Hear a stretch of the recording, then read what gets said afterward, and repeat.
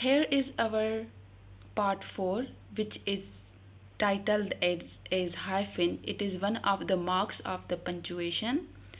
Hyphen is used in order to combine the words mostly. The first rule of hyphen is that it is used in compound words. For example, self-esteem is essential for personal growth and confidence. Here self-esteem are the two both words which are combined together with the help of hyphen.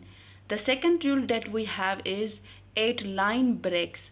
Now this means, for example, the environmental study was conducted by the Department of Ecology.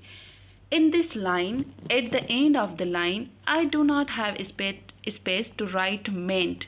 So what I did, I put hyphen and write meant in the second line. Okay. Third rule of hyphen is that it is used in numbers and fractions. For example, the project is expected to be completed in 45 days. Now this 45 days is the number which has been given.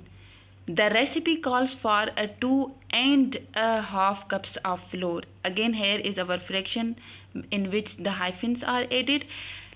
Make sure that we have added a hyphen in each and every word. For example, in 2, then, and, half. Okay.